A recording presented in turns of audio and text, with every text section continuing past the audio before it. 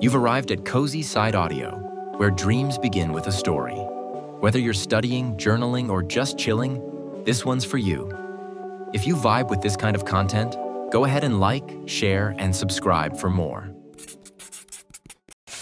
Cozy Side Audio presents Lost Above the Shield.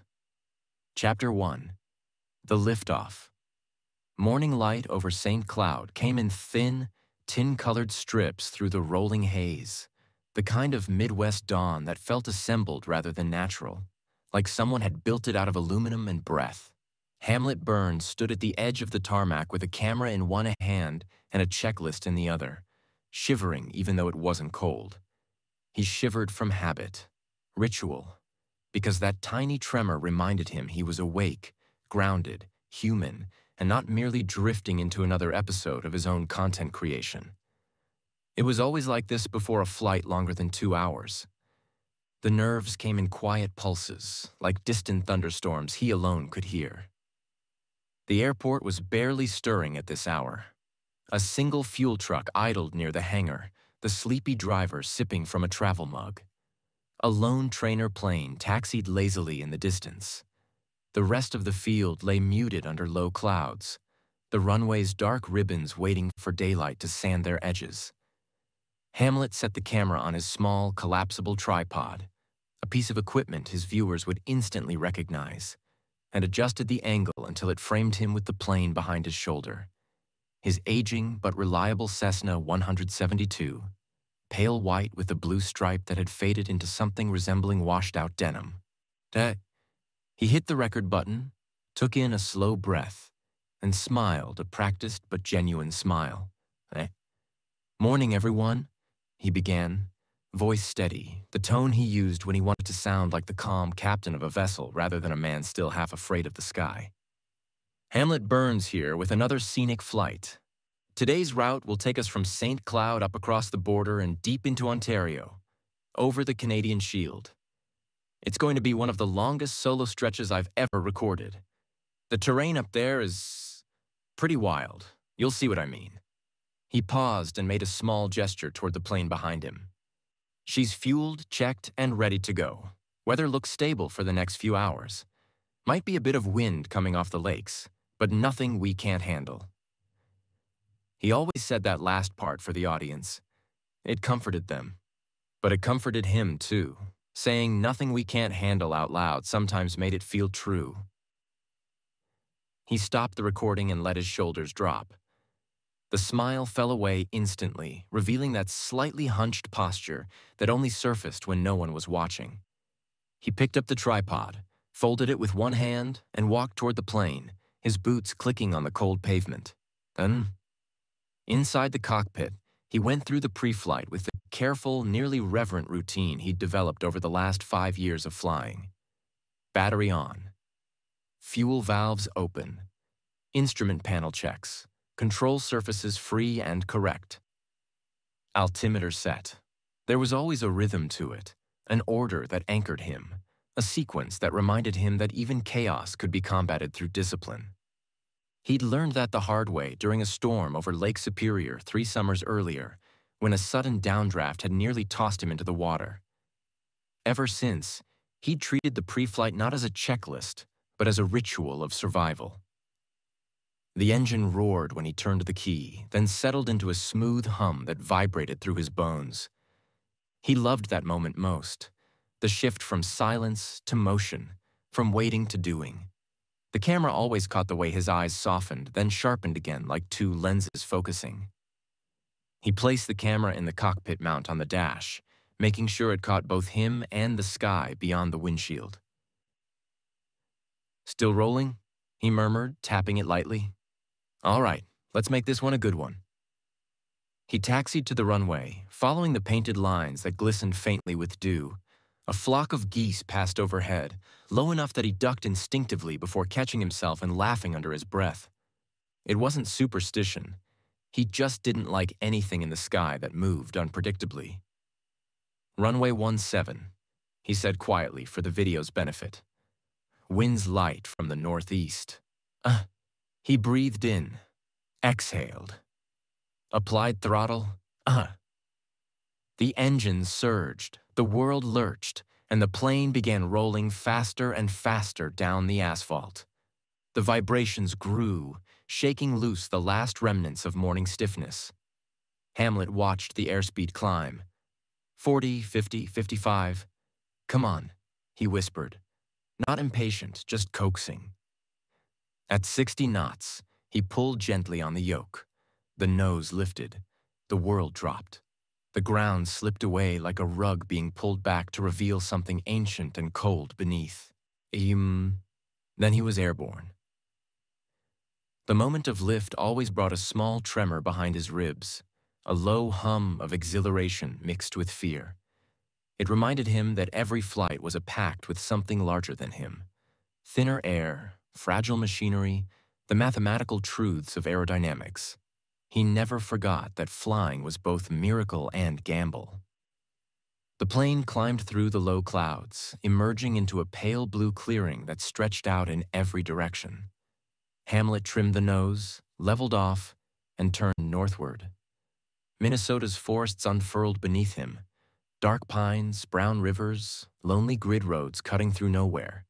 The patchwork fields shifted into lakes, first scattered, then dense, like shards of glass thrown across the land. He reached over and adjusted the camera slightly. "We're about 30 minutes from crossing the border," he narrated in his calm, friendly voice. "Visibility's solid. Lots of scattered lakes today. You can already see the landscape changing. By the time we enter Ontario, it'll be nothing but rock, water, and trees. The Shield is one of the last places out here that still feels untouched. No highways, barely any trails. I swear it looks different every time I cross it." He paused, then added with a soft chuckle, "It's also not the kind of place you want to run into trouble. But we'll be fine." He didn't believe that in any superstitious sense. He believed it statistically, mechanically, rationally. But some small part of him, the part that had grown up hearing stories of bush pilots disappearing into the north, always wondered whether the Shield held grudges, whether it kept what fell onto it. The engine hummed faithfully, easing those thoughts away. And, as he climbed higher, clouds drifted apart like curtains being pulled aside, revealing the immensity of the landscape below. An endless sprawl of glacial scars filled with dark water, islands so numerous that they looked like a shattered continent. There were no towns, no signs of human habitation, just blue-black lakes and sheer rock mottled with spruce and lichen. He leaned back in his seat, settling into the long stretch of the flight. "This is the part I love most," he said to the camera. "No chatter, no towers, just the sound of the engine and the whole world spread out like a map no one finished drawing." For a moment, he said nothing else, just breathed, letting the steady drone of the engine fill the silence. He watched the altimeter needle hold steady, checked his GPS, everything green. Fuel gauges steady, oil pressure normal. He reached into his side pocket and pulled out a protein bar, unwrapping it with one hand. "Breakfast," he muttered, pilot style. He ate while the plane carried him further north in slow, steady arcs. The clouds thinned, offering glimpses of mirrored lakes that reflected the sky so perfectly they looked like portals. The light shimmered across the water, turning the landscape into a mosaic of silver and blue. Hamlet flicked the camera to a slightly wider angle to capture more of the view. He liked doing that, letting his viewers see what he saw. For many of them, this channel was their escape from city noise, office windows, concrete. He tried to honor that. He tried to make each flight feel like an invitation. He had no idea how many of his viewers would one day carry pieces of this flight into their memories as something darker. For now, the world was steady. For now, the view belonged to him. Another hour passed uneventfully. Hamlet shifted in his seat, stretching his back, checking instruments again out of habit. He spoke intermittently to the camera, offering gentle commentary on the terrain, the stories of glacial retreat, the scars where ancient rivers once cut through granite, the strange geometry of the islands. long, narrow strips of land formed by pressure fractures that ran straight and true. "This is my favorite part of the world to fly over," he said quietly, almost reverently. "It's harsh, but it's honest." He didn't explain what he meant. He didn't need to. As the border neared, Hamlet switched radio frequencies to the appropriate channel and confirmed his position with the Canadian controllers. The exchange was routine, mechanical, a brief reminder that he was still tethered to civilization by invisible wires. Beyond the border, the lakes multiplied, growing so dense the landscape resembled a cracked mirror. Cloud shadows drifted over the water, creating slow-moving dark patches that made the islands look alive. Us. Hamlet leaned slightly to the right for a better view. He didn't realize he was smiling until he caught his reflections in the broken plastic of his headset mic. "It never gets old," he whispered. It never occurred to him that this might be the last time he would see the world like this. From above, safe, unbroken, in control. The wind shifted slightly as he approached a cluster of lakes known for unpredictable gusts. He adjusted the trim, watching the horizon tilt a degree or two and then settle back. Nothing unusual, nothing concerning.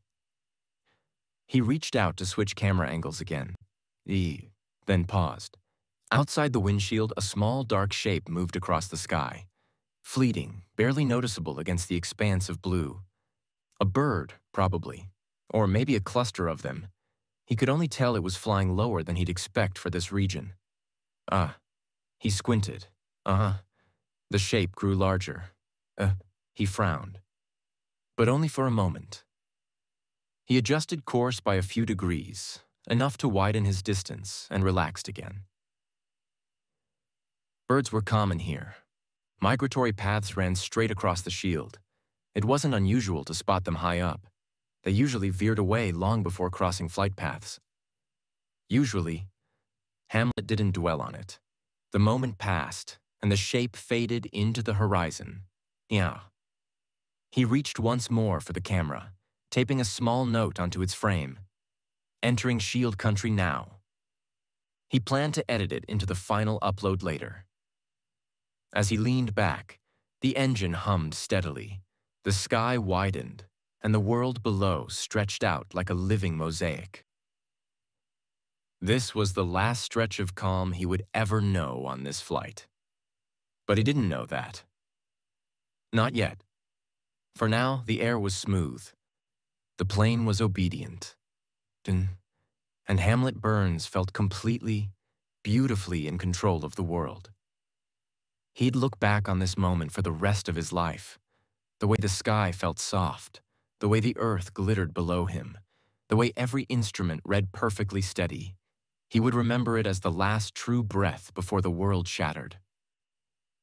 But for now, he simply pressed the yoke lightly, angling the plane into the untouched blue. He was flying toward the deep heart of the Canadian Shield, and it was waiting for him. Chapter 2. Into the blue quiet. The farther north Hamlet flew, the quieter the world became, not in sound, but in presence. Civilization thinned like mist, dissolving inch by inch until the only reminders that humanity existed at all were the dials in front of him and the camera steadily recording at his shoulder. The engine's hum turned softer as he leveled out at cruising altitude, smoothing into a restful drone that seeped into the bones of the plane.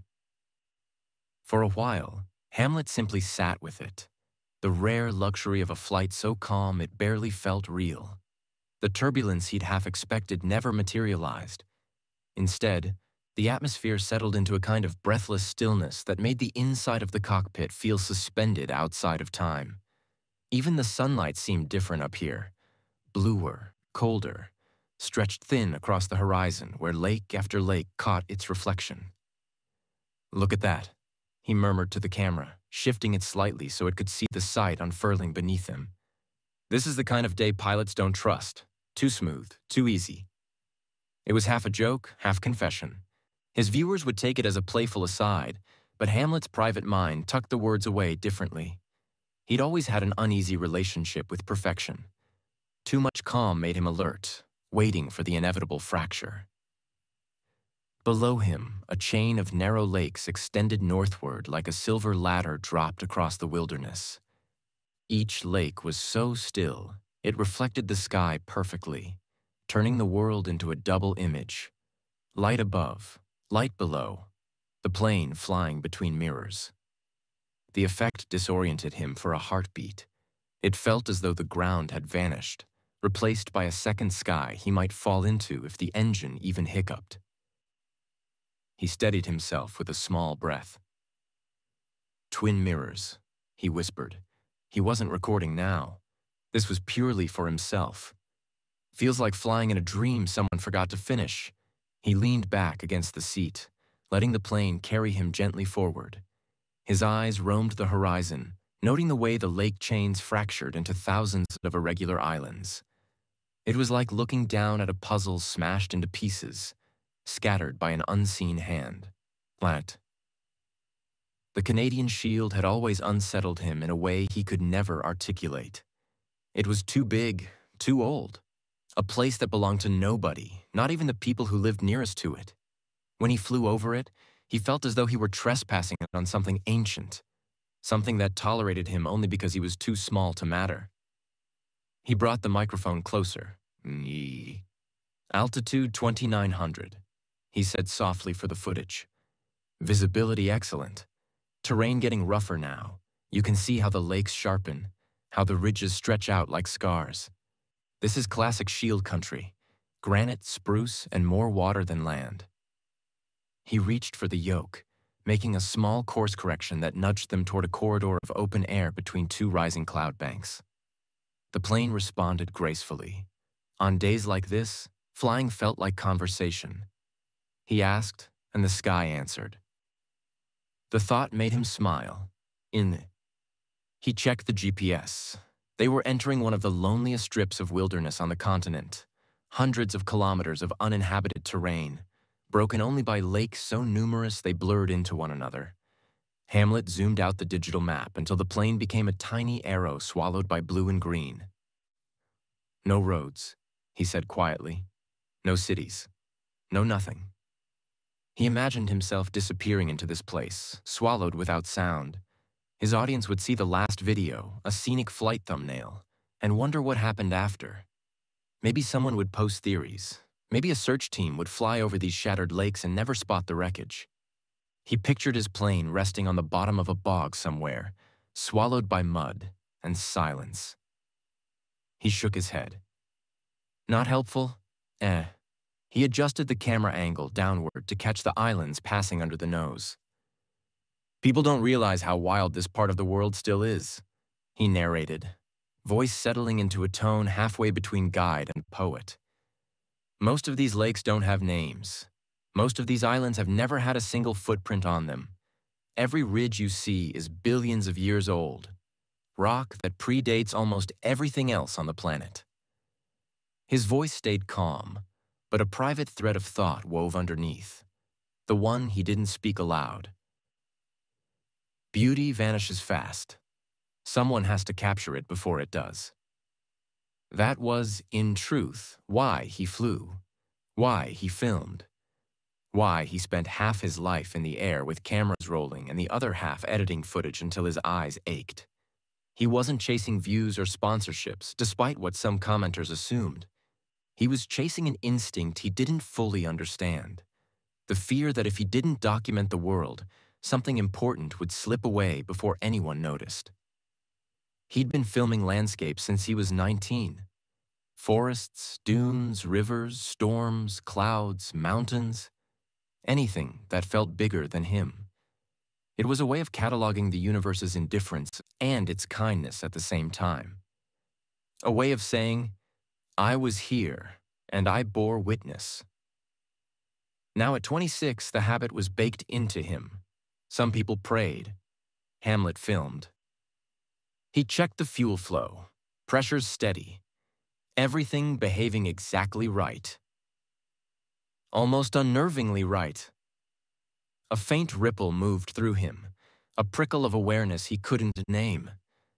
Maybe it was the unbroken calm. Maybe it was the vastness of the shield rolling beneath him, making him feel as buoyant and insubstantial as a leaf. Then he saw them, small dots rising from the western horizon. Birds, a few dozen, maybe more. Their wings caught the sunlight like slivers of metal. He frowned. Higher than I'd expect, he muttered under his breath.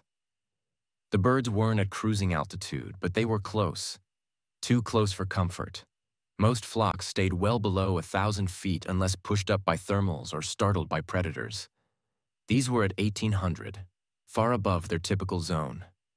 Their formation was sloppy too, broken into uneven clumps. He angled the plane slightly to avoid intersecting with their path. The birds weren't a threat, not yet, but their height made something uneasy stir in his gut. The last time he'd seen birds this high, he'd been flying over Lake Michigan during a storm that hadn't fully formed yet. The flocks had fled inland in jagged, frantic swarms. 30 minutes later, he'd nearly been blown sideways by a microburst. He scanned the sky. Clear, smooth, no sign of weather. "It's fine," he whispered. "Just migration patterns shifting. Happens." But the thought didn't settle fully. It hovered near him in the cockpit like a passenger he hadn't invited aboard. He nudged the camera toward the windshield again. "We've got some migrating birds up here. Kind of unusual altitude, but migration season's unpredictable. We'll give them plenty of space." He turned slightly, gliding past the flock with a graceful arc. The birds seemed oblivious to the plane, wheeling in slow spirals that shimmered in the sun. Hamlet watched them disappear behind the left strut. He exhaled slowly. For a while, the flight returned to its earlier tranquility.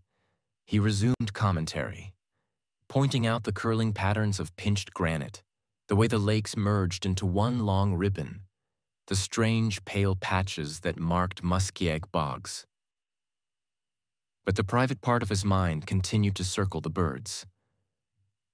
Why so high? Why so disorganized? He tried to shake it.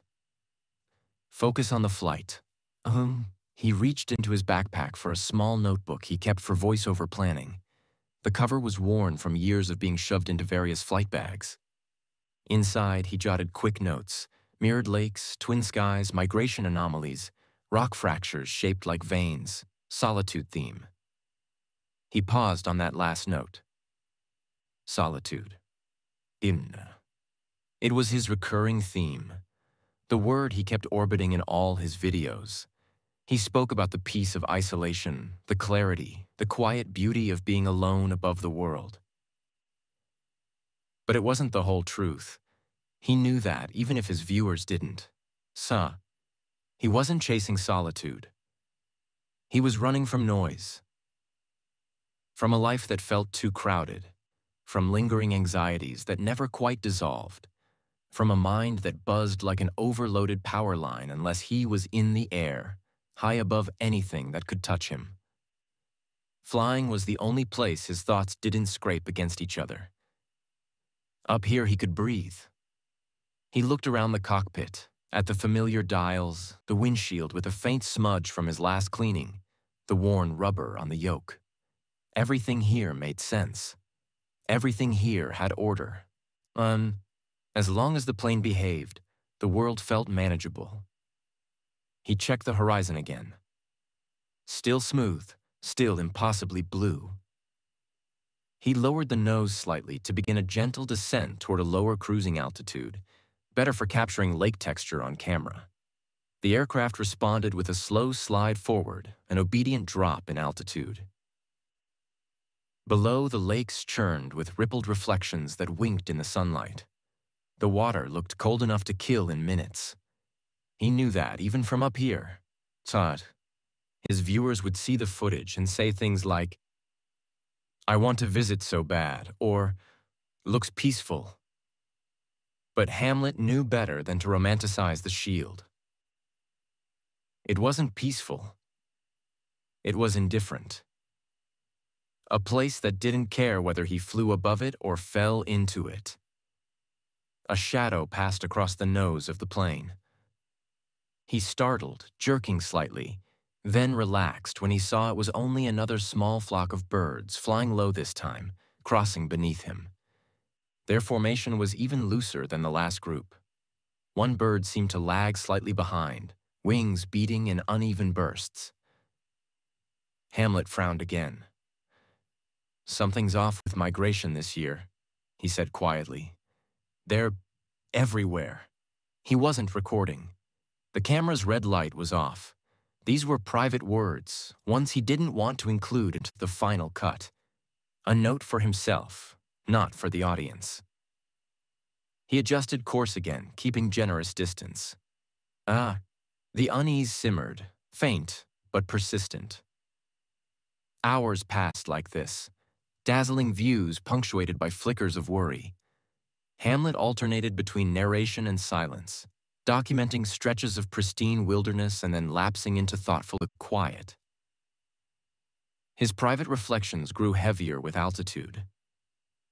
He thought about why he filmed, why he chased beauty that hurt to look at, why he filled hard drives with footage he'd never upload, why every trip north left him with a sensation that something inside him was being scrubbed raw and polished simultaneously. He whispered to himself at one point, barely audible over the engine. "Beauty disappears fast. I'm just trying to keep some record of it before it's gone." He didn't specify whether he meant the world or parts of himself. He pushed the yoke forward a little. The nose dipped. The lakes grew closer. The sky remained impossibly blue. But something under its surface was shifting. He didn't know it yet. But this was the last hour of quiet he would ever know from the air. The shield, its mirrors, its scars, its indifferent sprawl, was waiting. And the first sign that the sky meant to break was already circling him on ragged wings. Chapter 3. The Bird Strike. The camera is still rolling when the world changes. Hamlet doesn't know it yet, cannot know it, when he leans slightly toward the right window, narrating something soft and reverent about the way the northern lakes seem to hold the sky instead of reflect it. His voice is calm, the kind of tone he reserves for footage he wants to remember rather than footage he wants to show. His left arm rests lazily against his thigh, his right hand on the yoke. Part of him drifting into that meditative state flying sometimes grants him, that illusion of control, of purpose, of escape. It's like someone shattered the world into 1,000 puddles and forgot to sweep them up, he says quietly, not quite speaking to the viewers anymore. Every lake has its own shade of blue. I don't know. Maybe I'm the only one who thinks it's all so. The rest never makes it out. A shape slams against the windshield with a sound that is not a sound at all, but a blunt, crushing event. An impact heavy enough to rearrange the air inside the cockpit. The noise is sharp, violent, wet. Something thick explodes outward. The windshield buckles inward like a fist has punched through it from the outside. Fractures bloom instantly across the tempered glass, spiderwebbing in every direction. Then the glass gives way. The cockpit erupts in shards. "Nay," Hamlet gasps. "No," he shouts, and throws his right forearm up on instinct, but he's too slow. A bloom of feathers, gore, clotted tissue, and shattered polycarbonate floods the space where his face was just a moment before. The smell hits next, metallic and warm. A fresh, raw scent that feels wrong in a place meant to be sealed. His headset cracks sideways as the wind screams into the cabin. Not whistles, not rushes. Screams, as if the sky itself has been waiting for an opening, waiting to claw its way in. Loose pages from his flight notes launch into the air and whip around him like white moths caught in a storm. His camera, mounted on the dash, tilts violently left but keeps rolling, catching everything. "Jesus!" he cries, flinching back, one hand raised to shield his eyes from the spray of broken glass. What the? His left arm jerks upward too late. A shard cuts across the bicep, opening a sudden bright stripe of red. He hisses, instinctively pulling the arm in against his body. For a fraction of a second, the plane dips. Then the second hit comes. Another thud, heavier, more catastrophic, slams into the instrument panel slightly left of center. The entire console jolts, and the altimeter's glass bursts outward. Something feathered and limp tumbles down into Hamlet's lap, smearing blood across his shirt. Wires spark beneath the panel. A hiss of smoke curls into the air. His right wrist takes the full force of the yoke, wrenching violently sideways. There is a crack, distinct, unmistakable, horrifyingly close to his own bones, and the pain flares white-hot and nauseating. Ah! His voice rips out of him. Damn it, my wrist! The plane shudders. He can feel it through the seat, through the yoke, through the pedal under his shaking foot. Something essential has been knocked loose. He tries to correct the pitch, but the yoke feels wrong. Sluggish. Slack, then resistant, then slack again, like something is hanging by a thread. Like the aircraft is suddenly an animal fighting him, thrashing under his grip. Outside, feathers tumble away in spirals, streaked with blood. The wind pours cold needles into the cockpit, biting the exposed skin on his forearms. Hamlet wipes at the glass dust on his face, and his hand comes away dotted with red. He isn't sure how much is his. How much belongs to the bird now lodged half into the instrument panel like a grotesque ornament. Okay, stay with me. Come on, he mutters, more to the plane than to himself, breath shaking with each syllable. The altimeter is stuttering. The GPS flickers, then stabilizes, then flickers again. A smear across the radio knob makes it impossible to tell if it's intact. Hamlet tries the radio anyway. Mayday, Mayday, this is... He gives his tail number, voice cracking. I've had a bird strike, major windshield failure, possible control damage. Static. Only static. He tries again. Louder. Nothing. Not even a squeal of reception attempting to form. Come on. He slams his palm against the panel, immediately regretting the movement as pain flares through his broken wrist. Damn it. He tries to wipe the blood from his brow, but the wind dries it as soon as his fingers leave the skin, smearing the red outward rather than clearing it. His left arm stings where the cut continues to widen with each movement. The pain pulls at his attention, dragging his breath into shorter, faster bursts. He looks out through the broken windshield. What's left of it? The fractures distort the world, turning the vast terrain below into a warped watercolor of blues and granite-colored streaks. Massive lakes stretch across the horizon, dotted with endless islands, so many they blur into one another. The beauty from a moment ago now feels like mockery. He's losing altitude. Not fast enough to be a plummet, but unmistakably. The engine coughs. That sound terrifies him more than the impact did.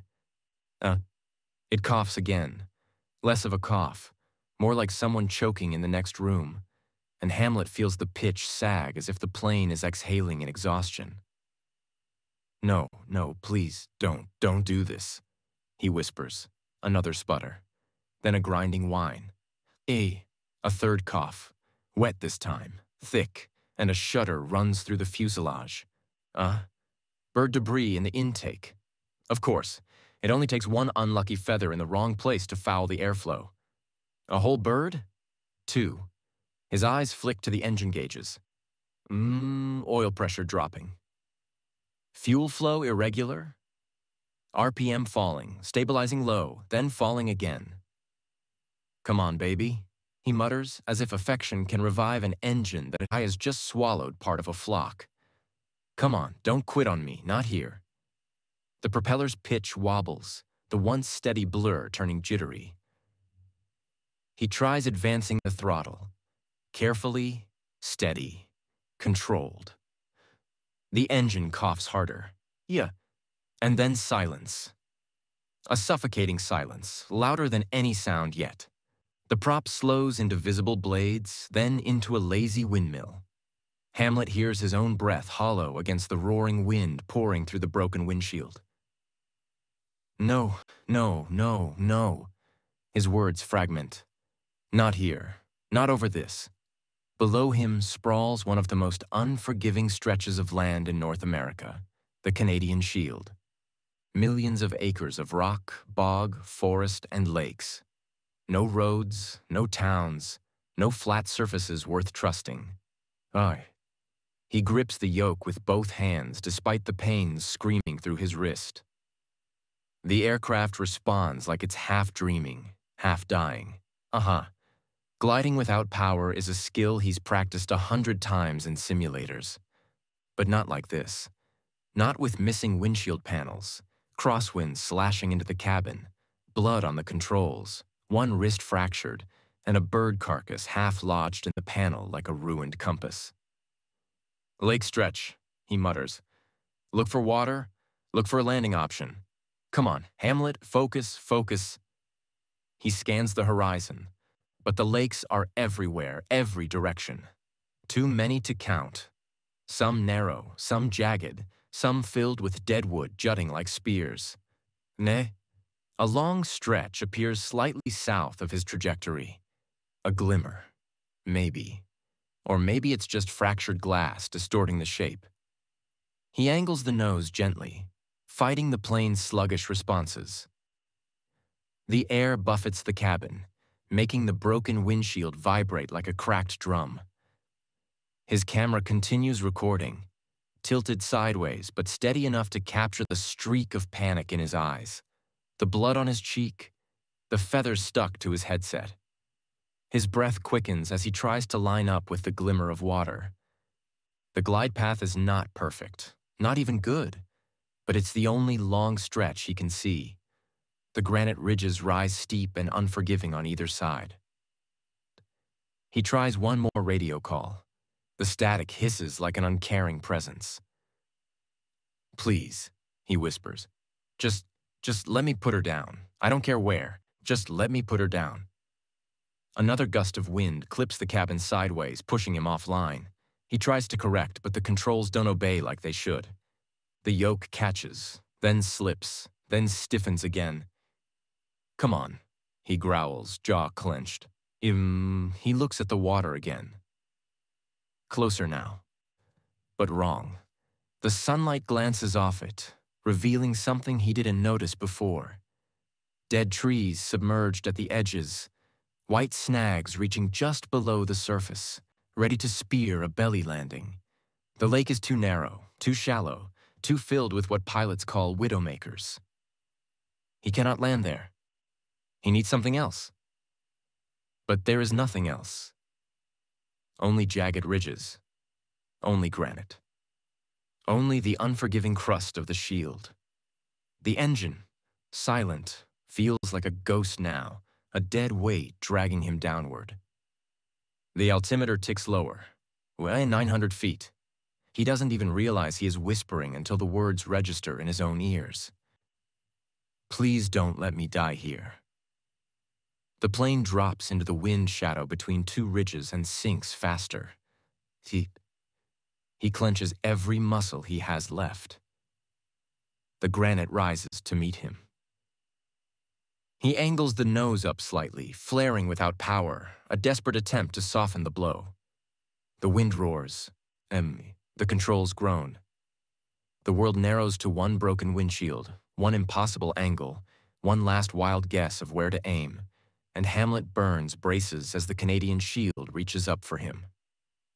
Chapter 4. The Crash on Granite. The world doesn't end in a single moment. It collapses in a sequence of violent, disjointed sensations, like the sky itself is trying to remember how to destroy him properly. Hamlet's final glide feels less like flying and more like falling in slow motion, a descent stripped of mercy. The Canadian Shield rises beneath him in jagged plains of stone, the color of old bone streaked with moss and shadow. The broken windshield frames it like an accusation. The wind keeps screaming through the cabin, grabbing at loose wires and pages and shards of cracked plastic. The propeller, dead now, spins in weak, defeated half-rotations. Hamlet grips the yoke with both hands despite the pain burning through his fractured wrist. His breath is fast, shallow. His entire body trembles with adrenaline and cold wind. Hold, just hold together, he whispers to the plane, as though the aircraft is a living thing clinging to its last heartbeat. The altimeter sinks. 200 feet. The lake he thought he could reach is already behind him. Too narrow, too dangerous. No time to turn back. No power to climb. No control to shift. All that's left is stone, an exposed slab of shield granite, smoothed by millennia of ice, but still uneven, still ridged, still lethal, a place where mistakes turn into epitaphs. Come on, he says through gritted teeth. Just give me something flat, something. The wind shoves the plane sideways again, and he fights it, wrist screaming. The yoke jerks like an animal trying to escape his grip. He can feel the plane's desperation, its failing structure groaning as air pressure forces itself into every crack the broken windshield allows. Come on, stay with me. The nose pitches down too sharply. He yanks it up, but the response is delayed, sluggish, as though the control cables have snapped or jammed or frozen in place. The aircraft hesitates, then lurches like it's drunk, its left wing dipping just slightly too low. The ground balloons upward. 50 feet. He braces. The shield meets him. The first impact is not a crash. It's a punch. A violent concussive blow that rips the yoke from his hands and drives his teeth together hard enough to taste blood. The plane slams belly first onto granite, the metal beneath him grinding open like an aluminum can dragged across a belt sander. Sparks stream past the shattered windshield in a golden as spray. The noise is indescribable. Metal screaming, bones rattling, the shriek of something ancient and unforgiving tearing the world apart. Hamlet's head whips forward, his headset flies off, the camera dislodges and spins through the air. The plane bounds once, an impossible hop, and in that fraction of a second he feels weightless. Then it slams down again. Harder. The left landing strut disintegrates. A chunk of metal tears away and cartwheels across the granite. Hamlet's seatbelt digs into his ribs, crushing breath from his lungs. He doesn't even have enough air to scream. The right wing catches a ridge. Everything changes. The wing shears off with a wrenching blast of sound, the force twisting the fuselage sideways. The entire aircraft flips, nose biting into stone, tail lifting. Hamlet's world cartwheels. He sees sky, stone, sky again. No distinction between what belongs above or below. Loose gear slams into him. Bags, a headset, a flashlight that rockets past his ears so fast he feels the wake of it across his cheek. His fractured wrist twists in the worst possible direction as he braces himself. Hot, sharp pain detonates up his arm. He sucks in a breath, but the wind is knocked out before he can finish. The plane flips again, this time fully upside down. Gravity tilts, then disappears, then snaps back violently.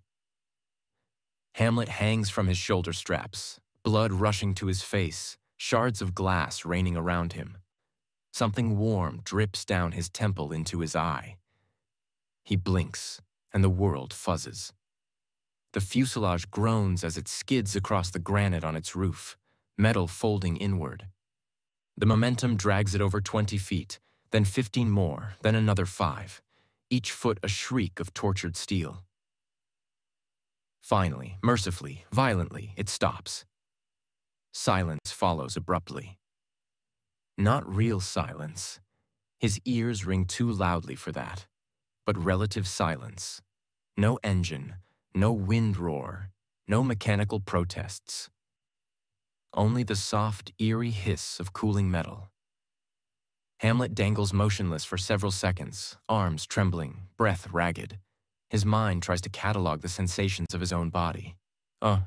Pain everywhere. A deep ache through his ribs. A numb tingling in his left hand. Warm blood trickling down his jaw. His wrist throbs with a pulse-like rhythm, white-hot flashes each time he tries to move it. He tries to speak, but only manages a cracked whisper. I'm alive. The words feel unreal in his mouth. Alive. Against every probability, every failing system, every slab of granite rising to claim him, he is still here. He tries to move his right hand and nearly chokes on the pain. He tries again, slower. His fingers twitch. That's something. His left arm stabs with pain when he shifts it. The cut from the shattering windshield has reopened and is bleeding freely, wetting the front of his shirt. His left wrist seems intact, though swollen.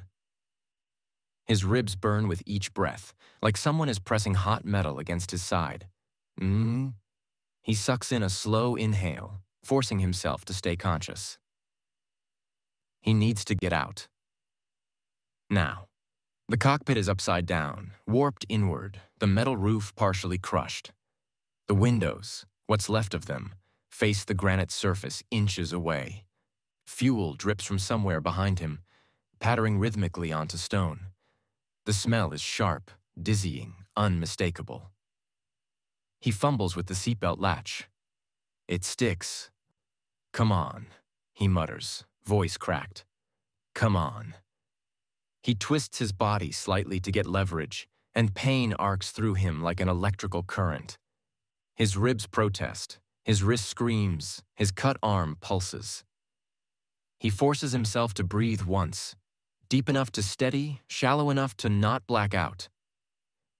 The latch clicks. Gravity reclaims him. He drops onto the crushed ceiling with a grunt, landing awkwardly on his elbow and hip.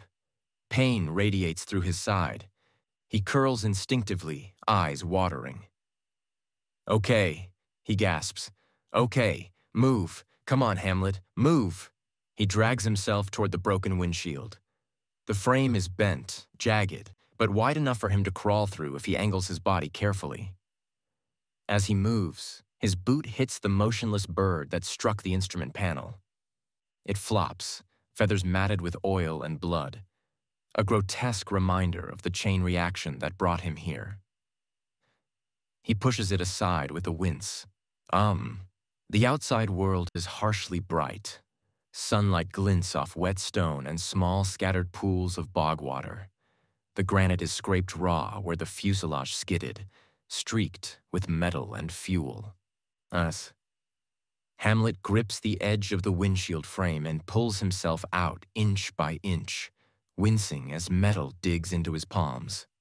His injured wrist buckles halfway through the motion, and he collapses halfway onto the rock, groaning. He lies there for a moment, face pressed against sun-warmed granite, breathing hard. The air smells of oil, fuel, and the faint tang of pine.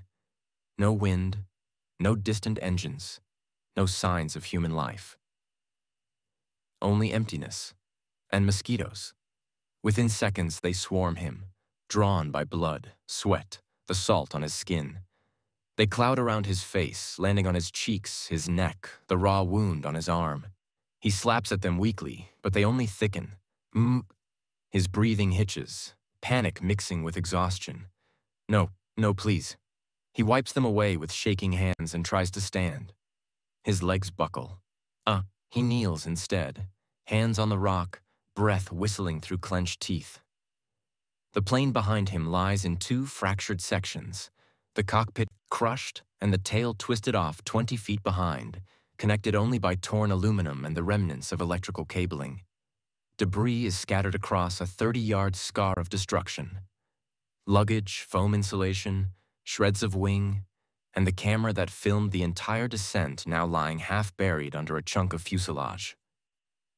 The sun beats down on everything with relentless brightness.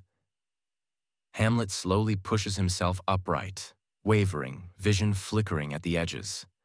His ribs ache with every inhale. His wrist throbs like a drumbeat. His left arm still bleeds. But he stands. He turns in a slow circle. Lakes, hundreds of them, glimmer between the trees. A maze of islands stretches to the horizon, each one a mound of stone and spruce. No roads, no trails, no signs of recent fires.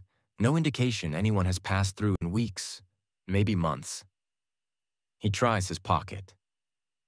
His phone screen lights up. 0 bars? Of course. He laughs, a broken, breathless laugh that dissolves almost instantly into a grimace. The mosquitoes thicken again, landing on his eyelashes, crawling into his hairline. He swats furiously until dizziness overtakes him and he stumbles sideways, catching himself on a knee. He forces his breathing slow. He forces himself to think. He is alive. He is wounded. He is alone. And he is somewhere deep, deep, inside the most unforgiving geography on the continent. He wipes the blood from his forehead. It only smears. Then he looks back at the wreckage. Smoke curls from the tail section. The smell of leaking fuel thickens around him. His stomach drops. And he needs distance. Now, he gathers what little he sees immediately accessible. A torn survival kit dangling halfway out of the cockpit, his half-crushed water bottle, a small sheath knife that was thrown free in the crash, his flight jacket lodged between 2 rocks. The camera he leaves for now. It's wedged too tightly beneath metal and he cannot lift anything heavy without risking losing consciousness. He backs away from the wreck until the smell of fuel fades and the mosquitoes reclaim the space between him and the plane, forming a dark, quivering veil. He collapses onto a small patch of moss-covered stone and sits, trembling, trying to absorb the fact that he survived. Trying to absorb the fact that survival is only step 1. He looks at his shaking hands, at the infinite wilderness around him, at the blood drying on his shirt. His voice is barely audible as the chapter closes on him sitting alone in the middle of the Canadian Shield. Oh God, what do I do now? Chapter 5. First night on the Shield. The ache arrives slowly, the way cold creeps through a cabin floor in midwinter. At first, Hamlet thinks he's still tumbling, still strapped into the cockpit, the granite rushing at him in a blur of gray and shattered sky. But when he lifts his head, too fast, far too fast, everything goes white and ringing and shapeless. He squeezes his eyes shut until the world stops pulsing. He doesn't know how long he lies there. Time is a vague, slippery thing, something the impact has knocked loose from its bolted place in his mind. All he feels is weight, the weight of air, of humidity, of pressure building inside his skull. It presses on him from every direction until the simple act of remembering how to breathe becomes a deliberate task. When he finally moves, the sharp cry that escapes his mouth surprises even him. His left arm is wrong, bent at an angle that looks stolen from a marionette. His wrist has ballooned to almost twice its size, a deep, angry purple blooming under the skin. Each throb sends a spike of electricity down to his fingertips and deep into his ribs. Those ribs hurt too, bruised or cracked, he can't tell. His right leg burns, wet and sticky beneath torn fabric. When he touches it, his fingers come away darkened with blood. Okay, he murmurs, the word gravelly and thin. Okay, okay, okay. He repeats it like a lifeline, as if saying it will somehow steady the fractured world around him. The crash site is hardly recognizable as the plane he flew that morning.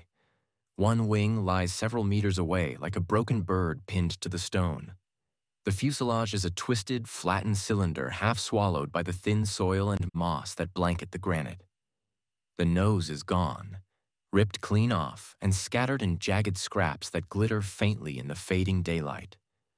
Smoke still curls faintly from torn wiring, giving off a scent like burned plastic mixed with sap. Hamlet forces himself upright, using his good arm to push through the pain that bursts behind his eyes. His breath whistles shallowly. The forest looms only meters away. Black pines rising like pillars, unmoving, silent. But between the trees and the wreckage is an open expanse of unforgiving stone. A stretch of gray shield granite that seems to radiate its own solemn age. The rock is carved by millennia of wind, water, and ice, grooved, cracked, and unyielding. He crawls at first, dragging his injured leg, inching toward what remains of his gear. The afternoon has dissolved into that strange northern twilight, bright enough to see but colorless, drained, as though the world is running out of pigment. The mosquitoes find him instantly. They swarm his face, thick enough that the air around him looks alive. He slaps them away with frantic movements, but they return in clouds, crawling into his ears and along his hairline, stabbing any exposed skin with the mindless hunger of tiny needles. The humiliation of it, being reduced to flinching at creatures you can crush between your fingers, fills him with a rising panic. "Stop, just stop," he shouts, swatting so wildly he nearly loses his balance. He stumbles back to the plane, digging through crushed storage compartments with his good hand. It takes effort to stay upright. He feels his pulse in his broken arm, pounding like a mallet against bone. Breath comes ragged. Spots flicker across his vision, but he keeps searching, gritting his teeth until he finds them. A partially intact camera, miraculously spared by the crash. A small survival kit wedged under twisted aluminum. A knife still in its sheath. A water bottle, half crushed but sealed. He gathers them into a pile beside him. The survival kit is laughably inadequate for what he's facing. A few matches sealed in wax paper, a tiny roll of gauze, a rain poncho folded into a wrinkled square, 2 iodine tablets, rattling like dice inside their orange bottle. A whistle. "That's it?" he says aloud. His voice is a rasp. "That's everything. Great, perfect." Mosquitoes layer themselves over his neck and arms. The pain in his leg has become a steady, throbbing heat. He knows he should clean the wound, but the idea of exposing it to lake water makes his stomach twist. Giardia is the kind of thing that creeps up quietly, hollowing you out from the inside. No hospital within 1,000 kilometers. No antibiotics, just him. Alone. The sun finally slips behind the trees, and night pours across the shield like ink. Without light, the mosquitoes only grow bolder. The sound of their collective buzzing forms a high, constant drone that drills into the back of his skull, pushing out any hope of clear thought. He tries to start a fire, arranging moss and thin branches, but the matches sputter and die in the damp air. His hands shake too hard to aim flame at tinder. His patience fractures. He swears into the darkness, matches slipping from his fingers. In desperation, he piles damp moss together and lights it with the last usable match. It smolders. Thick, choking smoke rises around him, burning his eyes, stinging his throat, and forcing the mosquitoes back only slightly. They circle angrily at the edges of the smoke, waiting for it to thin. He leans near the smoldering heap, coughing until tears run down his face. Warmth barely reaches him. The air cools quickly as night settles fully. The forest around him becomes an unseen wall, its shapes indistinguishable, its sounds magnified. Water drips from branches. A loon cries somewhere far off, its call carrying a mournful echo across unseen lakes. He realizes he needs to make a record. Not for YouTube, not for clicks or metrics or subscribers, but because someone might one day stumble across this place. Someone might find his gear on this unforgiving stone. Someone might want to know what happened. He fumbles with the camera. His fingers are stiff, trembling, half numb. The lens is cracked, but the device powers on. The dim screen glows faintly, casting a weak light onto his shaking face. When the recording begins, he doesn't bother wiping the blood from his forehead or brushing away the mosquitoes clinging to his skin. "Hear me out," he whispers hoarsely, voice breaking. "I'm Hamlet Burns. If you find this, if you find anything, plane parts, gear, whatever, just know I tried. I really tried." He swallows hard. The motion sends a stab of pain through his ribs. "I'm gonna keep making these, not as content, not as a vlog, just messages in a bottle, I guess." His breath catches. "I don't know if I'm gonna make it. I don't know if anyone even comes out this far. I can't see anything in any direction. It's like standing in the middle of a nightmare that doesn't have edges." He forces a shaky smile, the attempt as fragile as a cracked pane of glass. "But I'm not done yet. I'm gonna figure this out. I think I have to move tomorrow. Can't stay here. Mosquitoes are—" He shakes his head. "You can hear them, right? They're actually loud enough to distort the audio." He winces as one bites the soft skin under his jaw. "Anyway, if anyone finds this, just tell my family I'm sorry. Tell them I didn't panic, that I tried." His voice fades into the rising whine of insects. He ends the recording. The camera's low battery warning flashes, but he shuts it off and tucks it close to his chest as he settles on the cold granite. The pain in his arm pulses like a living thing. Every breath reminds him of his ribs. Every movement sends sparks through his leg. But exhaustion, true bone-deep exhaustion, finally drags him toward sleep. He curls himself into as tight a shape as his injuries allow, the thin smoke drifting over him like a pathetic imitation of warmth. Above him, the sky is clear and endless, stars so bright they look carved into the darkness. Hamlet stares at them until his eyes blur. He thinks of the runway that morning, the clean hum of the engine, the unbroken horizon, the easy confidence he'd felt. Now the shield holds him like a long-forgotten secret, the ancient stone cold against his spine. And for the first time since the crash, he feels real fear take root. Not the spike of adrenaline, not panic. Something deeper, more patient. The kind of fear that waits in the dark, because it knows dawn is still a long ways away. Chapter 6. The Maze of Lakes. Morning is a rumor more than a reality. Hamlet wakes inside a bruised half-dream, where his thoughts pour like cold sap, too thick to shape. His first conscious sensation is the deep throb in his arm. It pulses like a second heartbeat, angry and insistent. His second sensation is the mosquitoes, already awake, already hungry, already filling the air with their whining chorus that rises and falls like waves on a shoreline. He is not sure he slept so much as faded out of awareness for brief intervals. The night was endless. Every time he drifted, some sound pulled him back. The hiss of damp moss collapsing into ember dust, a distant splash across unseen water, the grinding of his teeth whenever a spike of pain shot through his leg.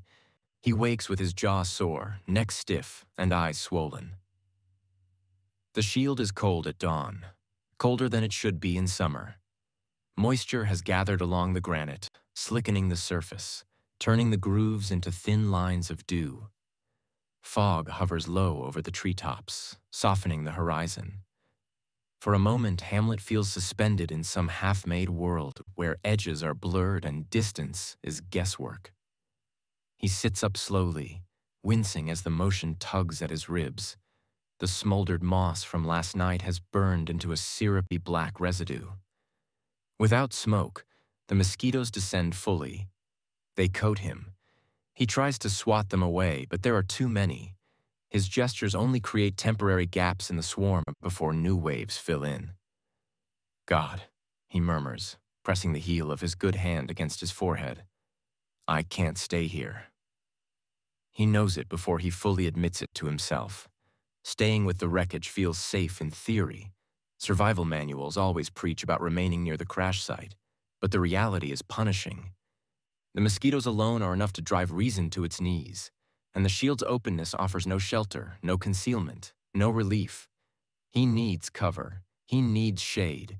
He needs something that resembles the possibility of progress.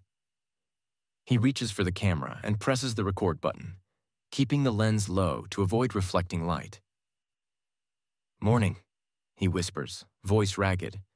"If it even is morning, I barely slept. Everything hurts. I don't know. I'm thinking I have to move. I don't know which way. I can't see anything from here except trees, lakes, more trees, and more lakes." He ends the clip early. There is nothing else to say. It takes time to stand. His broken arm hangs against his chest like an afterthought, each pulse of pain a reminder that this limb is no longer reliable. His leg protests with every step. He limps to the tree line, pausing every few meters to steady himself. The mosquitoes follow him in a dark cloud, pinning themselves to the sweat along his cheeks, biting through thin fabric as if it weren't even a barrier. Beyond the immediate tree line, the world changes. The granite gives way to brush and thin soil, then to a slope descending toward a waterline.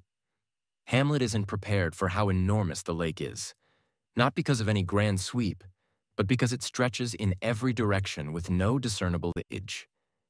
Every tree on the opposite shore looks identical, like repetitions of the same painted line.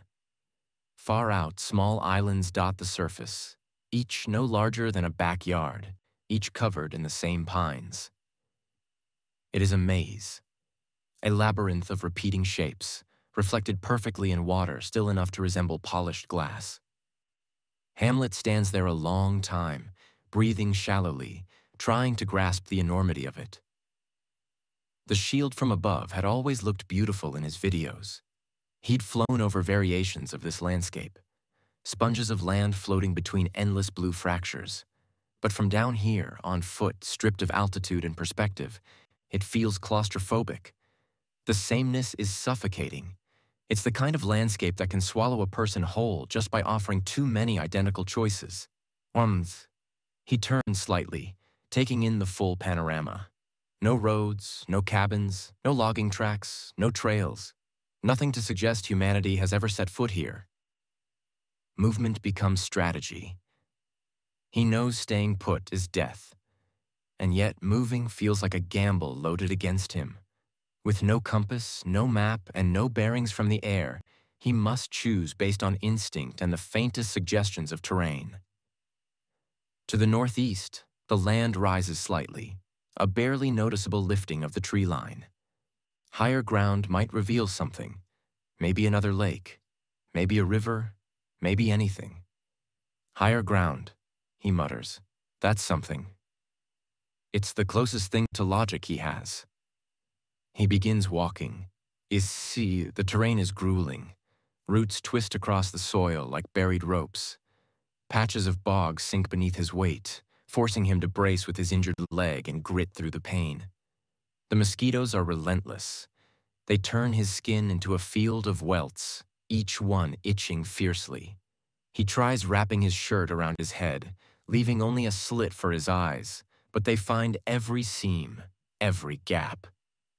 At one point, he trips on a half-hidden stone and crashes forward, catching himself awkwardly with his good hand.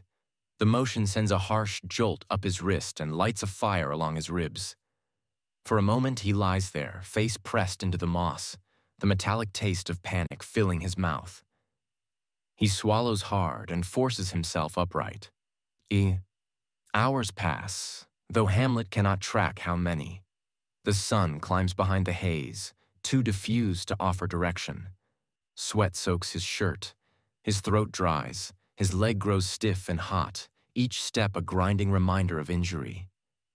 He walks because stopping feels worse. Walking feels like the only thing keeping him tethered to the idea of survival. Eventually, after climbing a hill so shallow it hardly qualifies as one, he reaches a spot where the canopy opens slightly. Through the break, he sees yet another lake, longer, narrower, flanked by cliffs of reddish stone. That moment should bring clarity. Instead, it fills him with confusion. How many lakes has he passed? 3, 4, they blur into one, Each one features the same islands, the same pine silhouettes, the same deceptively calm surface. He can't tell whether he's traveling in a straight line at all. He sinks onto a boulder, chest heaving, sweat streaking the dirt on his face. The swarm blankets him so thoroughly he can feel their collective weight settling on his shoulders and neck. He pulls the camera from his pocket, hands shaking. The recording light flickers on. Okay, he says through uneven breaths. I'm somewhere? I can't tell where I've been, or if I'm actually going toward that higher ground. Everything repeats. Every lake is a copy. Every island looks like the last one. I keep thinking I'm making progress, but then I see a tree that looks familiar, and I panic that I'm walking in circles. He stops, blinking hard against the sting of sweat in his eyes. I thought content creation made me patient. Turns out, panic rewrites patience real fast. A mosquito lands on his lips. He swats it away angrily. His voice drops to a whisper. I don't think anyone's coming. I know it's early to say that, but this place feels too big. Like I could walk for weeks and not hit anything man-made. He lowers the camera. The sun sinks behind the tree line without ceremony. Light drains from the forest, leaving Hamlet in a half-shadow that grows deeper by the minute. He forces himself to his feet. He must keep moving until he finds at least a patch of ground where mosquitoes thin even slightly. He walks until his leg buckles. He rights himself. Keeps going. Eventually, he finds a small rise overlooking a cluster of lakes below. 3 of them, fitting together like mismatched puzzle pieces. They stretch out into the distance, splitting the land into irregular shapes. A maze. A place designed, it seems, to confuse, isolate, and deceive. As the last threads of daylight vanish, Hamlet understands something without speaking it. He is not crossing this land with strategy. He is wandering inside a labyrinth built by water and stone, guided only by desperation. Night gathers. The mosquitoes thicken again. He stands there a long time, staring into the maze, feeling the fragile edges of hope begin to thin. Chapter 7. Thirst and the Water Problem. Hamlet wakes to the sensation of his own tongue sticking to the roof of his mouth. It feels thick, almost alien, as if it doesn't belong to him anymore. His lips are cracked. When he runs his good thumb across them, flakes of dried blood come away. His throat pulses with a deep ache that feels older than the night he survived. It's the ache of a body stalled between panic and collapse. He sits up slowly, breath hitching as his injured arm reminds him that the night offered no healing. The swelling has worsened. His wrist is blotched with deep purple, the colors bleeding into each other like some terrible watercolor. Every pulse sends a brief, blinding spark up to his shoulder. But none of that competes with the dryness. He is so thirsty his thoughts keep circling back to it, unable to move on. The mosquitoes are already awake, drawn to the salt on his skin, the traces of sweat accumulated despite the chilled night air. They cling to him in clusters, but the thirst drowns out their buzzing, dulling everything else. He tries swallowing. The effort burns. He knows he cannot continue like this. The lakes spread below like sheets of hammered metal, rippling slightly with the early breeze. He can hear the slow lap of water against the rocks and roots beneath the cliff where he slept. If sleeping is what you call the restless, shivering collapse he fell into. He had tried to keep the mosquitoes off by tucking himself beneath broken branches, but they found him anyway, drawn to carbon dioxide and desperation. Now the water calls to him in a way that feels primal, close, abundant, alive, and dangerous. He limps down the slope, careful not to slip on the damp moss, his breath sharp with every step that jars his ribs. When he reaches the water's edge, he crouches with difficulty. His reflection stares back, eyes rimmed with red, hair matted, a smear of dried blood across his forehead from where a branch scraped him the night before. He looks like someone already weeks into disaster, not days. He scoops water into his palm, staring at it. Tiny flecks of green drift in the puddle cupped against his skin. Sediment, algae, microscopic life. The surface quivers with the faint tremble in his hand. It would feel so easy, so immediate. One sip and the knife in his throat might dull. His thoughts might grow clearer. The problem is, he knows better. Giardia isn't dramatic. It won't drop him instantly. It's slow, insidious, cramping, vomiting. Diarrhea so constant it strips the body of water faster than it can take any in. Up here, with no medicine, it would kill by exhaustion, by dehydration, by weakness. He whispers, "Not yet," though his entire body screams to do it. He pulls his hand back and wipes the water onto his pants leg, watching the droplets vanish into the fabric as if swallowed. The mosquitoes thicken again. They drift above the water in a dark veil and cling to his wrists, neck, cheeks. He wipes at them, but more replace the ones smeared. The water's surface ripples with the density of their bodies touching down. His head throbs, dull, rhythmic, full of heat, the kind of headache dehydration breeds. He forces himself to look away from the lake. He needs some kind of filter. Something crude but marginally better than nothing. He searches the nearby forest floor for charcoal, remembering the moss fire from the night before. What remains are blackened smears rather than solid pieces. He scrapes what he can into a shallow cloth torn from the bottom hem of his undershirt. The charcoal crumbles easily. When he lifts the cloth, fine black dust sifts through the weave like sand through fingers.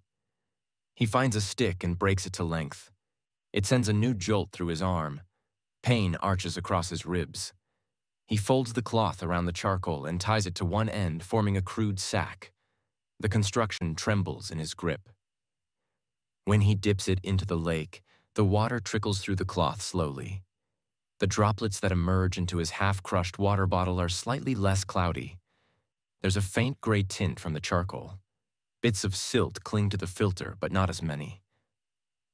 It is a gesture, a symbolic nod towards safety, but nothing more.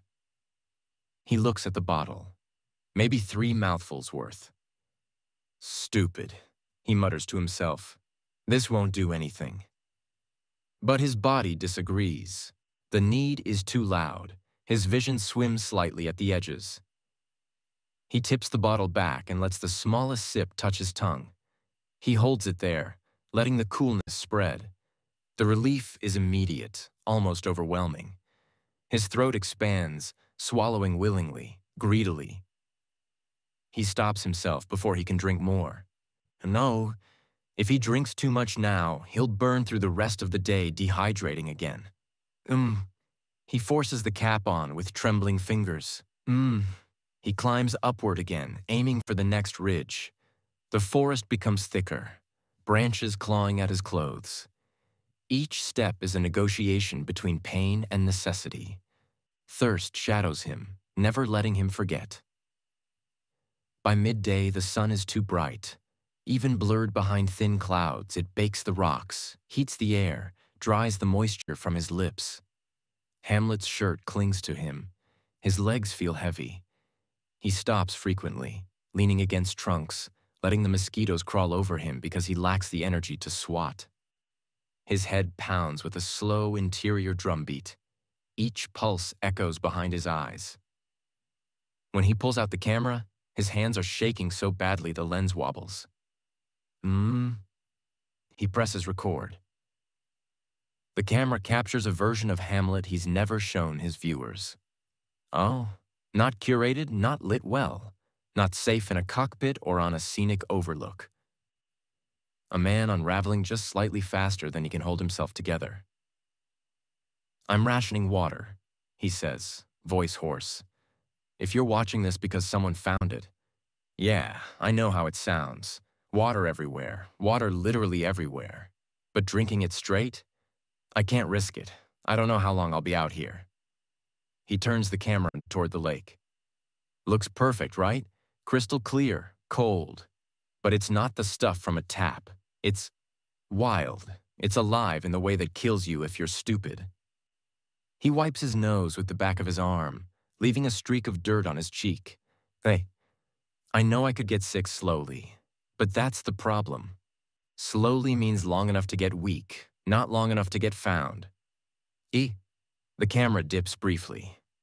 When he lifts it again, his eyes are unfocused. My head is killing me. I keep thinking about those survival books. Stay hydrated, stay rational. But up here, the world feels like it's made to drain you, like it's trying to evaporate you. His breath catches.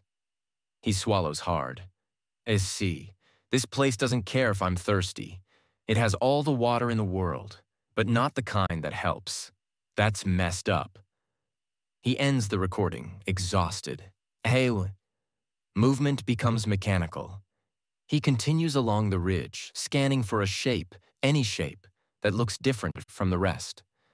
But everything aligns into patterns that blur the longer he stares. Islands out on the water merge into one another. Trees intersect at strange angles. His depth perception begins slipping, each cluster of pines appearing twice as far or twice as close, depending on how he blinks. The dehydration is sinking deeper now. He stumbles and catches himself on his knees. A wave of dizziness floods him, rocking him side to side. The world tilts. He claws at the moss to steady himself. The mosquitoes clamp onto his neck and scalp, their needles finding every inch of exposed skin. He tries to speak, to curse, to force sound out, but his throat is too dry for shouting. What emerges is a cracked rasp. He drinks a few more droplets from the bottle. Not much, barely enough to wet his tongue. As the day drags on, his paranoia folds in. His eyes trace the lakes below, half convinced they are rearranging themselves each time he turns away, like a cruel, shifting puzzle just beyond understanding. The identical islands mock him. The reflections shimmer and distort, turning trees upside down in the water. At one point, he kneels at the edge of a narrow stream trickling down from a higher slope. He cups water with his hand again, staring into the shifting patterns. I could drink it, he whispers to himself. One full mouthful, just one. His hand trembles violently.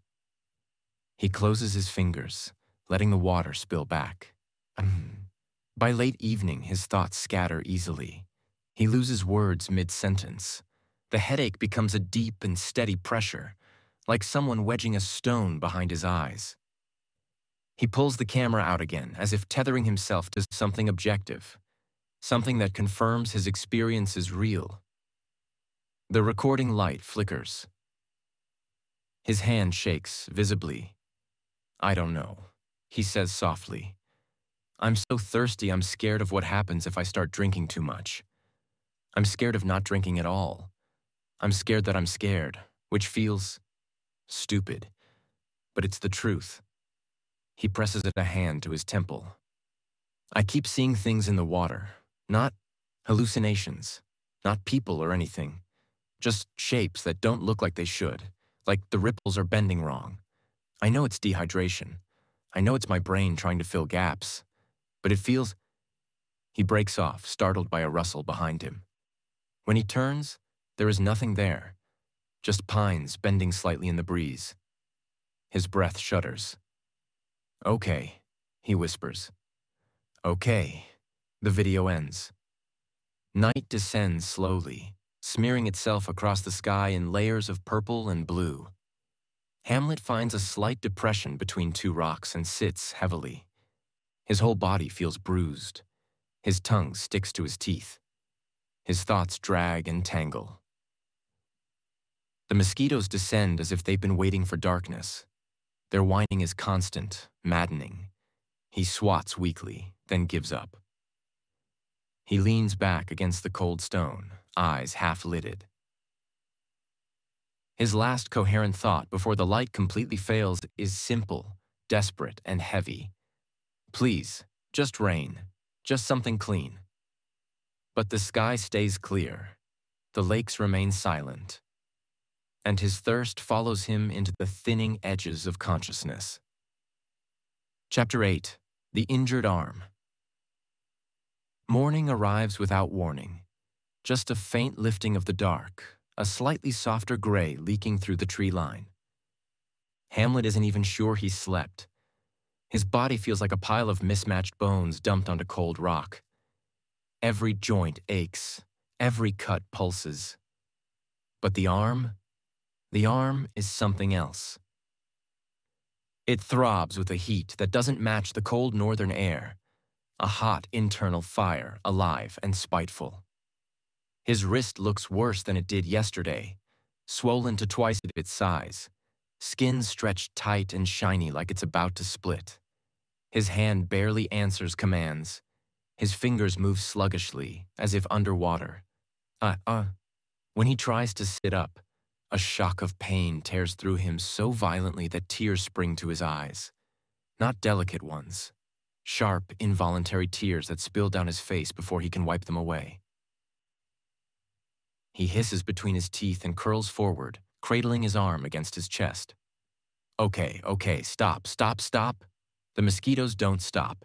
They gather in their black cloud, as loyal and relentless as ever. They coat his good arm, his neck, even the exposed skin around his broken one. They seem to sense weakness. They always have. Hamlet forces himself to move anyway. Survival isn't a negotiation. He needs a splint. The splint. Using his teeth, his knees, and whatever leverage he can manage, Hamlet tears 2 narrow branches off a downed jack pine. His broken arm screams with every jolt, but he keeps going, sweat dripping onto the needles at his feet. Ends. The jacket is already in tatters. Torn sleeves, shredded lining, mud ground into every seam. He rips long strips from what's left of the inside. The sound of fabric tearing feels violent, final. He lays the branches along each side of his forearm. He pushes them into place with his knee and good hand until the pressure makes black spots burst across his vision. Tying the strips around the branches is a nightmare. Every knot requires a movement his hand can't make. Every adjustment feels like grinding bone on bone. Once he cries out, a sharp animal sound, and instinctively looks around, embarrassed, even though there is no one to witness it but the mosquitoes. When the final knot is tightened, the pain becomes a steady, furious throb. But at least the arm is immobilized, protected. More or less, he sits back against a boulder and tries to breathe. The splint isn't perfect. It's crude, uneven, probably too tight. But he knows broken arms don't wait for perfection. They just get worse. An attempt at rest. Hamlet tries lying down. The granite is too hard, the moss is too cold, the mosquitoes too ravenous. Every time he shifts, the arm sends a pulse of agony up to his shoulder and down into his ribs. He finally sits upright again, pressing his back against the boulder. His head droops forward. His breath comes in thin, shallow pulls. He is so tired, beyond tired, slipping into that numb delirium where the body stops caring whether it's awake or dreaming. Wait, he must have dozed off because the next thing he knows, his chin hits his chest and he jolts awake. The sun is a little higher. He tries to wipe sweat off his forehead. His hand doesn't reach far before the pain stops it. The video log. Hamlet fumbles his camera out of his pack. His fingers barely cooperate. The record button feels impossibly small. When the screen flickers on, his reflection startles him. Bloodshot eyes, dirt-caked face, a slow tremor in his jaw that he hadn't noticed before. He forces a breath. Day, I don't know, doesn't matter. His voice is hoarse. He sounds older, defeated. I broke my arm in the crash. I think the wrist might be fractured too. I tried to, fix it, splint it. He holds the camera down toward the crude bindings, but the movement jostles the arm and he winces hard. Sorry, not trying to make this dramatic, he mutters, though the pain twisting his face tells its own story. He shifts the camera back toward himself. If someone finds this, I need you to know I'm not giving up. I'm just... His voice breaks. He looks away, blinks fast. It just hurts. A lot more than I thought it would. Every little thing, even breathing. A long silence follows. The only sound is the faint static of wind passing over the microphone and the distant drone of insects. I don't know if I'll keep function in this hand. If I get out, if I survive. A humorless laugh escapes him. But I'm gonna try, so hard. I promise I won't quit. He ends the recording and holds the camera against his forehead for a moment, eyes closed, as if it were something sacred. The enemy named pain. The day becomes a blur of tiny, miserable adjustments, leaning, shifting, pressing his back against a tree instead of a rock, then back to the rock when the tree bark scrapes his shoulder. Pain is no longer a sensation. It's a presence, a thing with weight and personality. It whispers, it mocks, it refuses to leave. Sometimes it sharpens into a bright spear inside his wrist. Sometimes it dulls into something deep and sullen. Sometimes, when he moves too quickly, it becomes a wave of nausea that forces him onto his knees in the moss. The mosquitoes do not care about any of it. They crawl into the sweat along his hairline. They circle the edges of his broken arm despite the tight wrapping. When he crushes one with his good hand, 3 more take its place. He dreams of smoke, thick enough to drive them away, but the damp moss only smolders, choking him with sour fumes that sting his eyes. He abandons the attempt. By late afternoon, he is shivering despite the heat. Exhaustion blurs the edges of his vision. He keeps thinking he sees movement in the trees, shadows where there shouldn't be any, shapes that shift when he stares too long. Delirium, he tells himself, just dehydration and pain. But knowing and feeling are different things. Night again. As dusk bleeds across the lakes, Hamlet curls on his side, protecting his splinted arm with his body. The cold seeps into him instantly. Pain pulses with the rhythm of his heartbeat. Each throb feels like a tiny explosion. He opens his eyes once, then again, trying to stay awake, because sleeping means losing heat, losing awareness, slipping into a darkness he might not climb out of. But the exhaustion is too heavy. His eyelids lower. His breath slows. His body tries once more to rest, despite everything working against it. The last thought he has before sleep drags him under is a small, frightened one. If the arm gets infected, I won't make it. The shield swallows the light. The night presses in. And Hamlet, splinted and shaking, disappears beneath it. Chapter 9. The first wrong turn. The morning light is pale, almost metallic, when Hamlet forces himself onto his feet again. He isn't sure how long he slept. Minutes, maybe an hour. Just enough for his muscles to stiffen into knots. His broken arm feels swollen to the point of bursting. His fingers look bluish where the circulation fights through the bindings.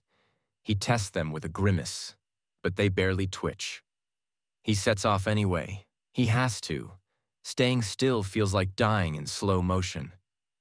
The sun becomes his guide, not because he trusts it, but because there is nothing else in the endless sprawl of lakes and trees. He picks a direction, lines it up with the eastern glow, and begins walking. Each step sends little messages of protest through his ribs and legs, but he forces a steady pace. He repeats a quiet mantra under his breath with each trudging footfall. Don't stop, don't stop, don't stop. It doesn't take long before the terrain betrays him. The shield rises and sinks without pattern, creating narrow gullies, sudden drops, and slanted shelves of granite slick with morning dew. He tries to stay straight, but a cliff forces him right. A bog redirects him left. A thicket of deadfall makes him backtrack entirely. Every adjustment chips away at the illusion that he's making progress. He marks a tree with a small cut from his knife, dragging the blade down the bark. A simple line, a breadcrumb, something to orient himself in an environment that refuses to be mapped. He keeps moving. Lakes appear and vanish in irregular intervals, some long and thin, some bulbous, some choked with reeds, others open and glassy. None of them look distinct enough to be remembered. They all feel like clones of one another, copied and pasted across the land. A few hours pass, or maybe more. His sense of time wavers. He sees another tree ahead and pauses, leaning on a stone to steady himself. He squints at the bark. A cut, a vertical line, rough, crooked, exactly like the one he made. For a moment, his mind refuses to process it. He blinks several times, his heartbeat stutters, his stomach drops. No, no, no, no, no. He stumbles backward, shaking his head. His splinted arm throbs in angry pulses. He circles the tree, hoping for some sign that this is a coincidence. Another hiker's mark, a natural tear, anything. But it's his, the angle, the depth, the way the bark is frayed, his knife, his cut. He has walked in a circle. His breath turns shallow. Panic surges so fast his vision blurs. The mosquitoes hover greedily near his ears, drawn to the sudden sweat breaking across his skin. He pulls out his camera with trembling fingers. The recording begins before he's fully aware he pressed the button. I'm so stupid, he gasps, voice cracking. I thought I was going straight. I thought... He swears, loud, guttural, the kind of word he usually avoids on camera. It rips out of him before he can stop it. The footage shakes wildly as he paces, if it can be called pacing. It's more a frantic circling, broken by sudden crouches where his legs nearly give out. I don't know where I'm going. He chokes, tears streaking through a smear of dirt on his face. I'm trying. I'm trying, Mom, Dad. I'm trying so hard. He wipes his face with his good hand and only succeeds in dragging more mud out across his cheek. He tries to speak again, falters, then lets out a raw sob that sounds torn from somewhere deep inside. I'm sorry, he whispers to the ground. I'm so sorry. He kneels there for a long moment, breathing in sharp, irregular pulls. His vision swims.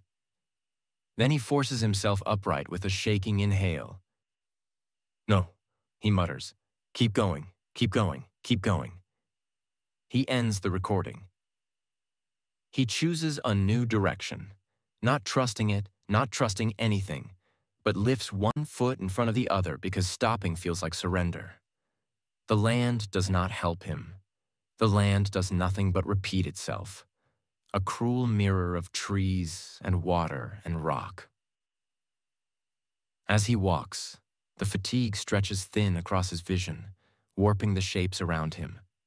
Tree trunks seem to lean when they don't. Shadows look like figures watching from a distance.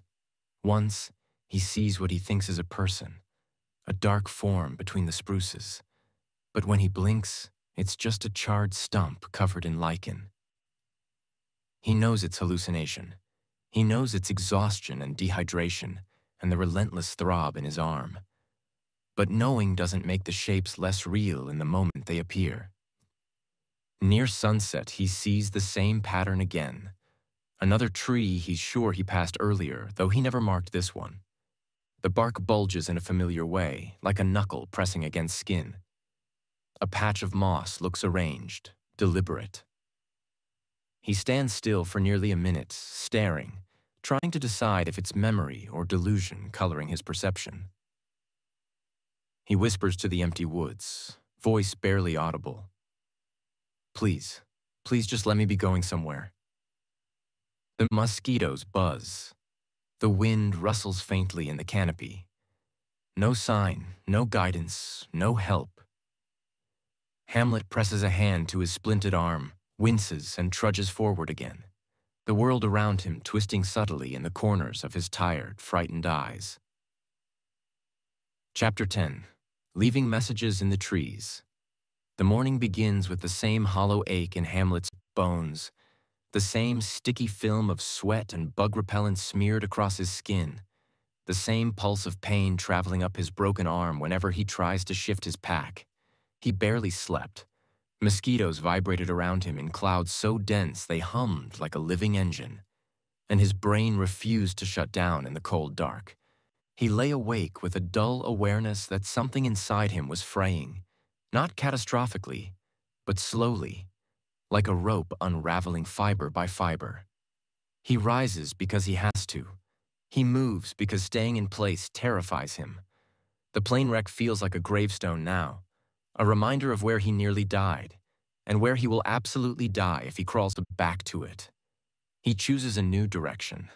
He can't tell if it's north or west or something in between, and begins walking with the sluggish determination of a man forcing his body to obey. Somewhere around midday, he feels the shift. Not in the land, which remains the same impossible collage of lakes, lichen-crusted ridges, and swampy pockets that swallows his boots, but inside himself. Yeah. He keeps reaching for someone to talk to. Not out loud. Not yet. But in his mind. His thoughts drift toward the idea of an audience. Not watchers, not subscribers, just anyone. Someone who will know he existed. Someone who will understand he fought to remain alive in a place that doesn't care whether he finishes the day standing or face down in the mud. When he pauses to rest against a narrow jack pine, he pulls out his camera. His fingers tremble slightly, and he isn't sure if it's from dehydration or fear. He starts recording. I don't know what day it is, he says. I don't know how far I've gone. I don't know if anyone's even looking for me anymore. He stares at the lens for a few seconds. The silence hisses with insect noise and the faint, distant drip of water. But if someone finds this, just keep watching, please. He ends the clip and lowers the camera, staring at its cracked surface. He notices a small, natural hollow in the tree beside him, a knot where a branch once grew. It's dry inside, deep enough to hold something. An impulse moves through him, quick and clear. He rewinds the last clip, trims it to a few minutes, and saves the file. His camera is low on battery, but he has a spare. He tucks the SD card into the knot and wedges a strip of bark over it. Not too tight, just enough to protect it. Someone will find it, he murmurs, eventually. It feels like a message in a bottle, primitive, desperate, but strangely comforting. A breadcrumb, a testament. He moves on. Within an hour, he finds another tree with a knot, this one larger, shaped almost like an open mouth. He stops without thinking. His legs ache, but he forces himself upright long enough to peel another scrap of his ruined shirt, scribbling a short note with the charcoal from a burnt stick he salvaged earlier. Hamlet Burns, crashed somewhere near the interior, heading toward rising ground. Injured. If you find this, keep looking. He folds it into a tiny square, nestles it into the tree mouth, and keeps walking. The ritual forms quietly, without conscious planning. Whenever he finds a knot deep enough to shelter something, he leaves a piece of himself behind. An SD card, a note, sometimes a whispered message recorded in a few trembling sentences. Each small deposit feels like a tether to the world he left behind, a counterweight against the creeping sense that he is dissolving into the wilderness. His messages drift between practical and philosophical. Some clips are short instructions. Some ramble into half-coherent musings. At one stop, sweat dripping from his eyebrows, he presses record and whispers, "Today I realize something. If I don't leave signs of myself behind, I might disappear in a real way. Not just die, but vanish. Like I was never here. Like I never made anything, or tried to show people this world. Or His voice breaks. He wipes his face. When he speaks again, his tone is softer, shakier. I don't want to vanish. I know that sounds dramatic, but it's true. He hides the clip in a hollow birch and moves on. Throughout the day, the terrain becomes rougher. The granite ridges stretch longer and higher, their surfaces mottled with sun-bleached lichen. Traversing them requires climbing with one working arm, each pull sending a fresh burst of agony down his side. He grits his teeth and keeps going. The muskeg between the ridges sucks at his boots with a wet, greedy sound. Sometimes he sinks up to mid-shin, and it takes a full-body effort to yank free. He approaches a long ridge as the afternoon heat starts to build, his shirt clinging to his back, his breath ragged. On top, he finds a narrow plateau with a solitary, wind-twisted pine that looks older than anything else he's seen. Its knot sits like an eye, watching, waiting. He collapses beside it and spends nearly 20 minutes gathering the will to speak for the camera. When he finally does, he looks hollow. The swelling in his wrist has darkened to a mottled purple. His cheeks are streaked with grime. His lips are dry and split. I always thought that if I died on a trip, he whispers, it would be a fall or a mechanical failure or something quick, something you don't see coming. Not this slow, unmaking.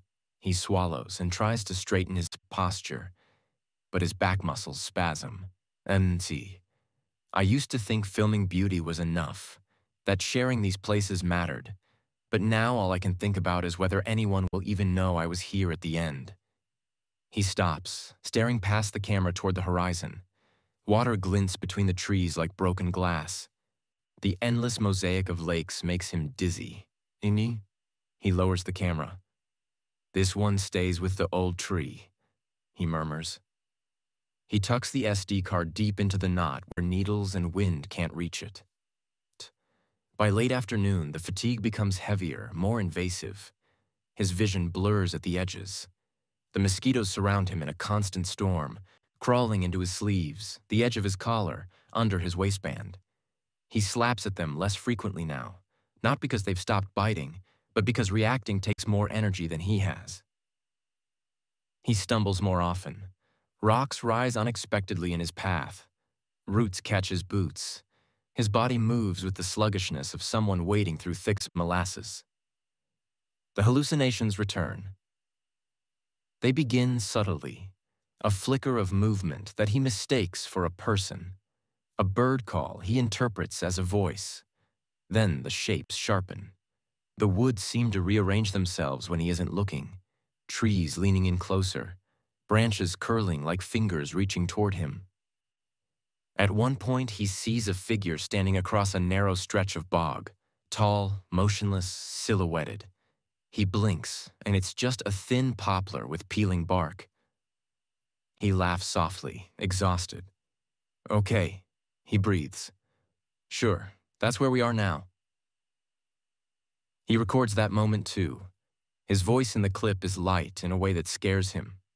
Untethered. By evening, he can barely lift his feet. He sees another tree knot ahead, a small one, barely big enough for an acorn. But he stops anyway.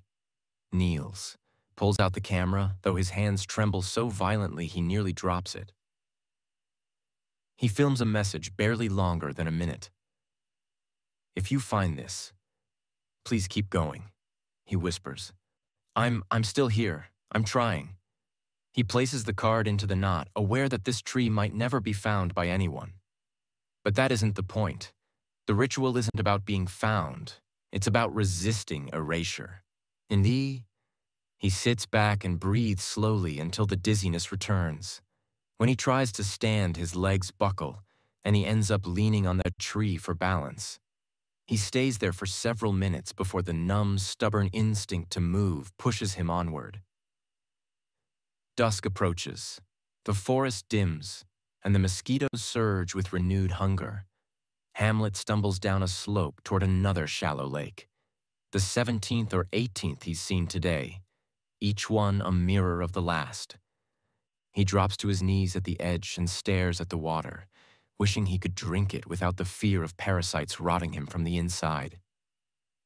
He imagines jumping in, letting the cold swallow him whole, letting the exhaustion take him down into the dark water where nothing bites or stings or demands he keep fighting. He inhales sharply, shakes his head, and scoots back until the lake is no longer directly in front of him. He won't drink. Not yet. He'll survive one more night without risking Giardia. He prepares his makeshift shelter from branches, brush, and scraps of his clothes. It looks pathetic, barely shielding him from the sky. The insects pour through every gap. His arm throbs in jagged pulses, hot and swollen and increasingly difficult to move. As he settles into the trembling half-dark, he whispers one final message to himself. One more day, that's it, just one more day. He closes his eyes. The mosquitoes land in waves. His body shivers in the cooling air. His mind drifts between exhaustion and the faint echo of hallucinations forming in the corners of his thoughts. The last clear thing he feels before sleep overtakes him is the knowledge that he has left pieces of himself scattered through the forest, tiny anchors tying him to the world. If he is lost, he will not go quietly. Someone will know he was here. Thank you for joining us on this journey. Until next time, stay safe.